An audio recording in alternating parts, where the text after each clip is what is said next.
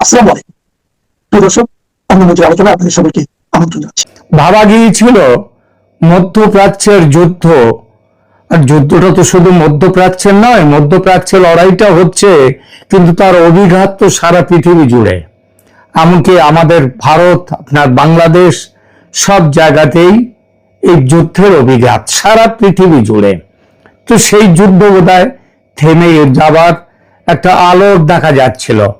মানে 2 সপ্তাহ যুদ্ধবিরতি ঘোষণা হয়েছিল, কিন্তু সেই আমেরিকা ও ইরানের মধ্যে সেই নড়বড়ে যুদ্ধবিরতি 2 সপ্তাহ তো দূরের কথা, যেদিন যুদ্ধবিরতি হলো সেই দিন থেকেই সেটা গোলমাল শুরু হয়ে গেছে।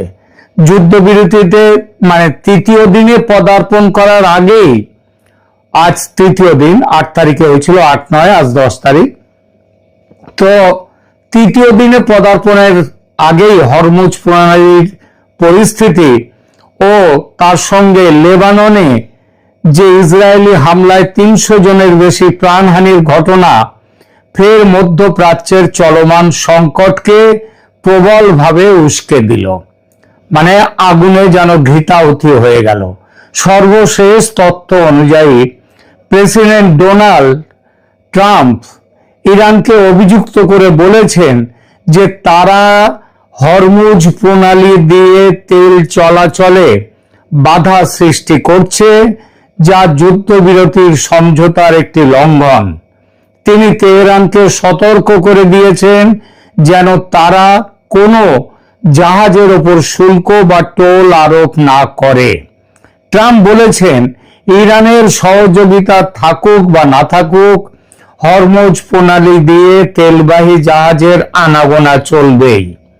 এর মানেটা একটাই দাঁড়ায়, এই কথার মানে যে ট্রাম্প হরমুজ প্রণালীতে ইরান তার কর্তৃত্ব নিয়ে থাকবে, সেটা আর থাকতে দেবেন না। এটা সেই যুদ্ধবিরতির আগের জায়গায় ফিরে যাওয়া। তেহরানের পক্ষ থেকে প্রতিক্রিয়া যদিও বেশ কিছুটা সংযত।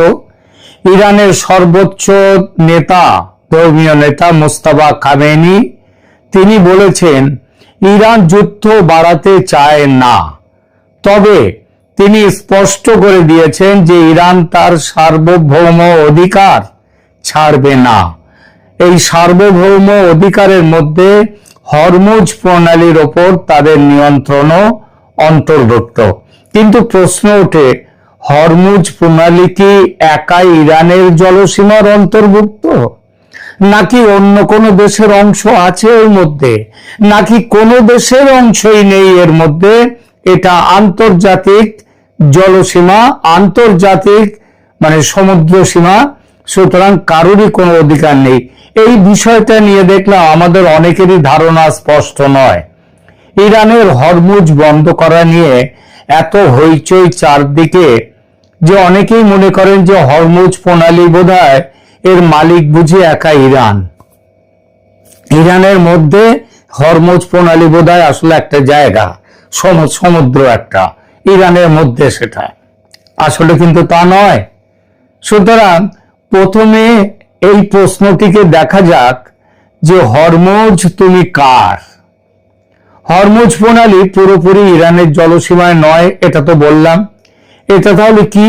এটা এই যে জলসীমাটা, এর দুপাশে একদিকে আছে ইরান আর একদিকে আছে ওমান। এই দুই দেশের ভৌগোলিক অবস্থানের মাঝখানটায় দাঁড়িয়ে আছে এই হরমুজ প্রণালী, এই সমুদ্র, তার একটা প্রণালী, সমুদ্রই ওটা। তো এবং আন্তর্জাতিক এটা, তাহলে এটার মালিকটা কে হবে? এই ধরনের ক্ষেত্রে একটা আন্তর্জাতিক আইন থাকে, সেই আইন অনুযায়ী পরিচালিত হয় বিষয়টা। আর একটু পরিষ্কার করি, ভৌগোলিক অবস্থানে আগেই বললাম যে প্রণালীর উত্তর দিকে ইরান এবং দক্ষিণ দিকে আছে ওমান। ওমানের মুসান দাম বলে একটা দ্বীপ আছে, সেটা এরই মধ্যেও রয়েছে, এর মধ্যে এই হরমুজ প্রণালীর মধ্যে ওমানের অংশে। জলসীমার ভাগ এরকম কি, এই প্রণালীটি যেখানে সবচেয়ে সরু সেখানে এর চওড়া প্রস্থ মাত্র 33 থেকে 34 কিলোমিটারের মতো। আন্তর্জাতিক নিয়ম অনুযায়ী একটি দেশের জলসীমা তার উপকূল থেকে 12 নটিক্যাল মাইল পর্যন্ত, এই 12 নটিক্যাল মাইল মানে হচ্ছে 22 কিলোমিটার, এই পর্যন্ত তার থাকবে তার জলসীমা, তার ওপারে তার কোনো অধিকার নেই, সেটা আন্তর্জাতিক। এইটা হচ্ছে নিয়ম। যেহেতু এই সরু অংশ মাত্র 33 কিলোমিটার চওড়া, তাহলে 22 কিলোমিটার যদি দেওয়া হয় ইরানকে আর 22 কিলোমিটার ওমানকে, তাহলে দরকার হয় 44 কিলোমিটার। কিন্তু যে অংশটা সব থেকে সরু যে অংশ, সেটাও বেশ কিছুটা, তার চওড়া হচ্ছে মাত্র 33 কিলোমিটার। সুতরাং 22 করে কেউ পায় না। তাই ইরান আর ওমান এখানে 21 কিলোমিটার করে 22 কিলোমিটারের পুরোটা পেতে পারে না। কিন্তু ইরান কোনো ছাড় দিতে রাজি নয়। প্রণালীটি খুব সরু, তাই এখানে ইরান এবং ওমান উভয় দেশেরই জলসীমা মিলেমিশে থাকে। এরা এতদিন এটা নিয়ে কেউ কোনো গোলমাল হয়নি। জাহাজ চলাচলের পথটা কিরকম আছে দেখা যাক। অনেকে ভাবতে পারেন যে এটা বোধহয় ইরানের দিক দিয়ে জাহাজটা বেশি চলাচল করে, কিন্তু সেরকম কোনো বিশেষ কোনো নেই। কারণ গভীরতার কারণে আন্তর্জাতিক যেসব বড় বড় জাহাজ চলাচল করে, তাদের প্রধান লেন, শিপিং লেন যেটাকে বলে,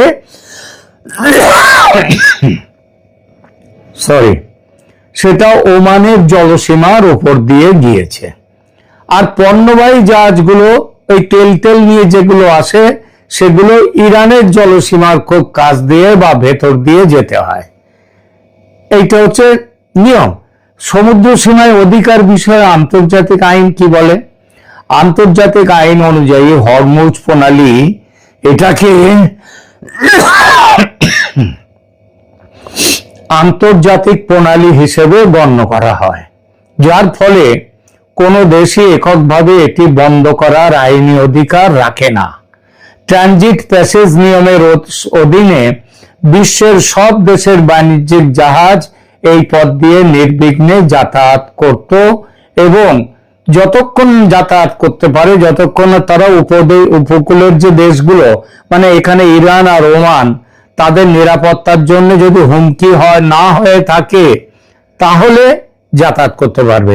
ইরান বলছে এখানে অনেক দেশের জাহাজ তাদের পক্ষে হুমকি, সেই জন্য তারা আটকে দিয়েছে।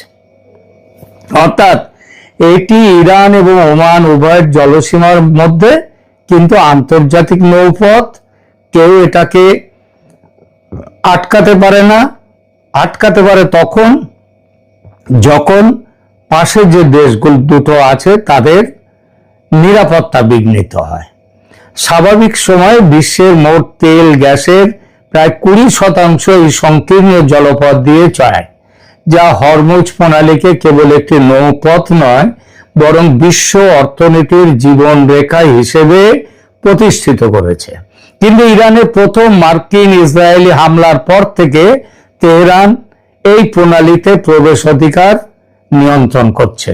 কাউকে যেতে দেবে, কাউকে যেতে দেবে না।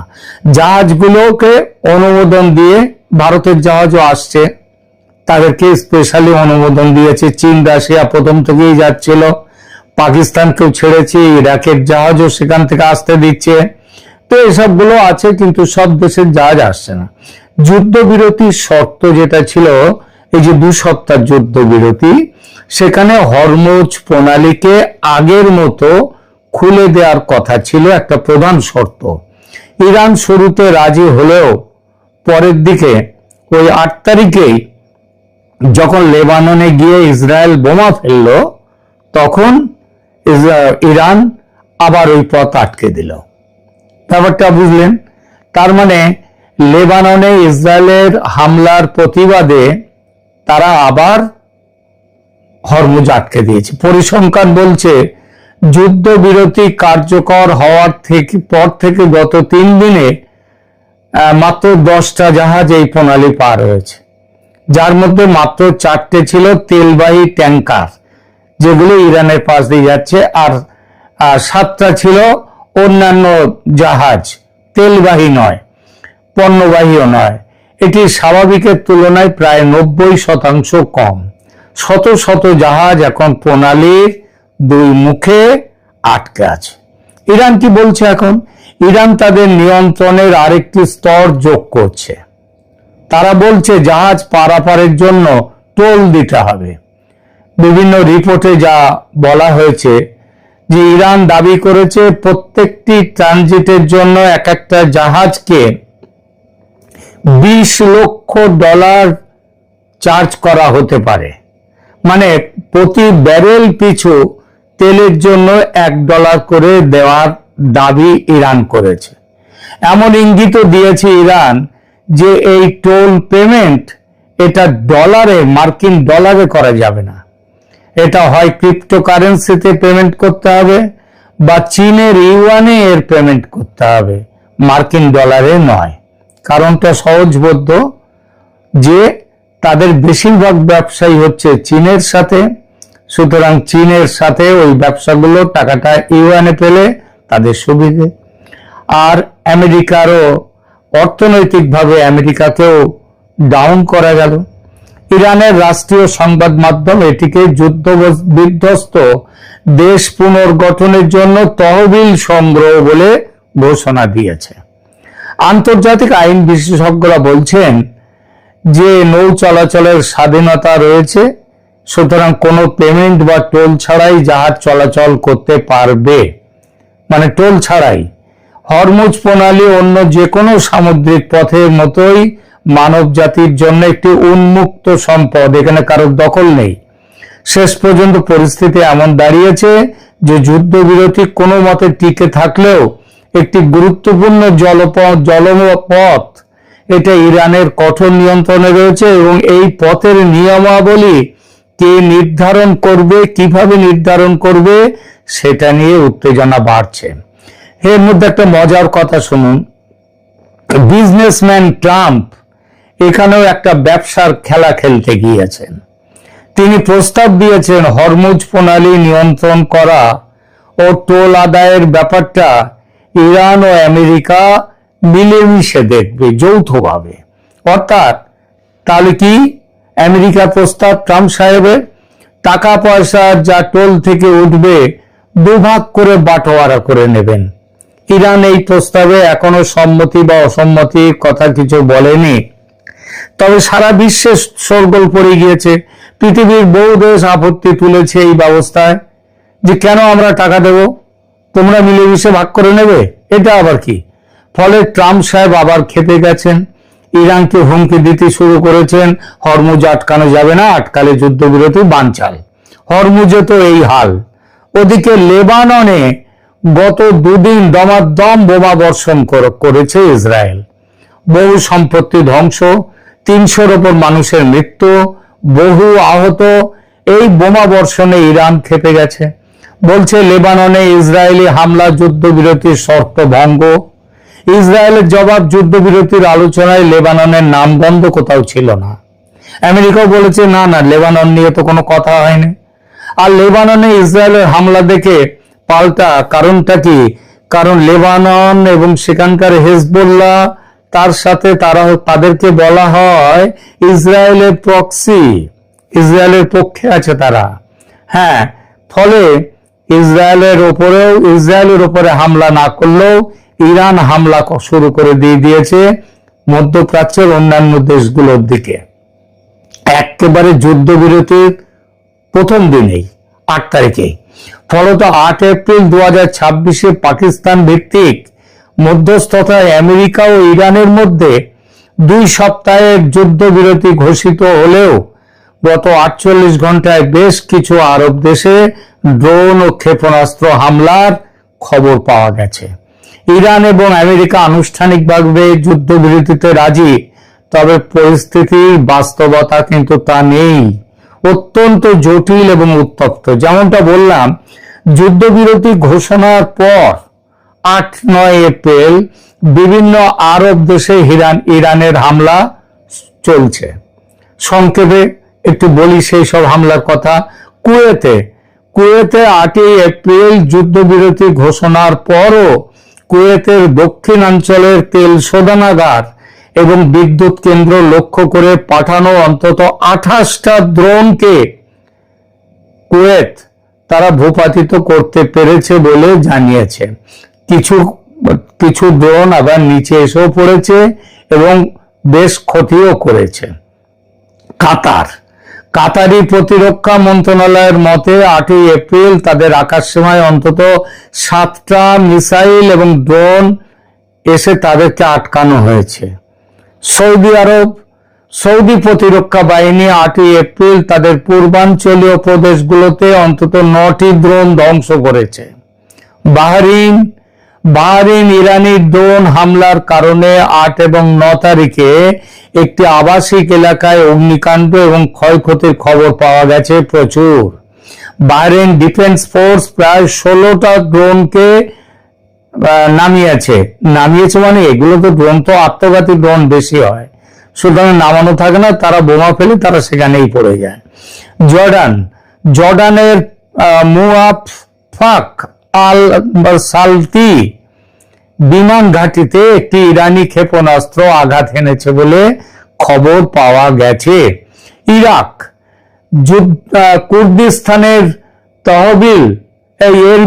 কুর্দিস্তানের এরবিল এবং হারির বিমানবন্দরে ড্রোন হামলা করেছে ইরান। তবে ইরাকি সশস্ত্র গোষ্ঠীগুলো পরে 2 সপ্তাহের যুদ্ধবিরতি পালনের ঘোষণা দিয়েছে। মানে ইরাকের ভেতরে ইরানের পক্ষে যারা আছে তারা বলেছে না 2 সপ্তাহ আর হবে না কিছু। লেবানন ইস্যুতে ইসরায়েল এবং আমেরিকা দাবি করেছে যে এই যুদ্ধবিরতি লেবাননের ক্ষেত্রে প্রযোজ্য নয়, ইরান বলছে প্রযোজ্য। ফলে ইসরায়েল দক্ষিণ লেবানন ও বেইরুটে হিজবুল্লাহর লক্ষ্যবস্তুতে অপারেশন ইটারনাল ডার্কনেসের মাধ্যমে ব্যাপক বিমান হামলা চালিয়ে যাচ্ছে। এর প্রতিক্রিয়ায় হিজবুল্লাহ 9 এপ্রিল থেকে ইসরায়েলের উপরে পুনরায় হামলা শুরু করে দিয়েছে। তাহলে যুদ্ধবিরতির আসল চেহারাটা দেখলেন। এই যে যুদ্ধবিরতি এটা কদিন হবে থাকবে ঘোর সন্দেহ আছে, ঘোর সন্দেহ এখনো। একমাত্র এখানে ইসরায়েল তার বাঁচা মরার লড়াই হিসেবে বেছে নিয়েছে, আবার এই বাঁচা মরার লড়াই ইরানের কাছেও। আর আরব দেশগুলো এই 2 শক্তির চাপে এবং আমেরিকা আরব দেশগুলোতে ঘাঁটি গেড়েছে, সুতরাং তারাও যুদ্ধের শিকার হচ্ছে। এই পরিস্থিতি থেকে পরিত্রাণের পথ ছিল আজ 10ই এপ্রিলে আজকে ইসলামাবাদের শান্তি বৈঠক। সেখানে ইরানের 10 দফা দাবি আর আমেরিকার 15 দফা দাবি নিয়ে বৈঠকের কথা ছিল, কিন্তু সে বৈঠক এক অদ্ভুত কারণে ভেস্তে গেছে। কারণটা কি জানেন? গতকাল পাকিস্তানের পররাষ্ট্রমন্ত্রী ইসাক দার এক পোস্ট দিয়ে বলেছেন ইসরায়েল লেবাননে গণহত্যা চালাচ্ছে। ব্যাস, এতেই ক্ষেপে লাল ইসরায়েল, বলেছে পাকিস্তানের বৈঠক করবেন না, কারণ পাকিস্তান ইরানের পক্ষে, পাকিস্তান লেবাননের পক্ষে, সুতরাং আমরা পাকিস্তানে গিয়ে কোনো বৈঠক করব না। তারা এখনো অনড় আছে। শেষ সংবাদ পাওয়া পর্যন্ত ইসাক দার তার সোশ্যাল মিডিয়া পোস্ট ডিলিট করে দিয়েছেন, কিন্তু ইসরায়েল শান্ত হয়নি, বৈঠক হবে কিনা ঠিক নেই। সব মিলে যা অবস্থা, তাতে 2 সপ্তাহ যুদ্ধবিরতি 2 দিনের মধ্যেই মুখ থুবড়ে পড়বে কিনা সেই চিন্তা এখন আবার ছেয়ে ফেলেছে সারা পৃথিবীকে। আপনাদের কাছে নিয়মিত খবর পাঠাবো, যুদ্ধের খবর, মধ্যপ্রাচ্যের খবর। থাকবেন, সাবস্ক্রাইব করুন আমার চ্যানেল ক্যালকাটা ডায়ালগস।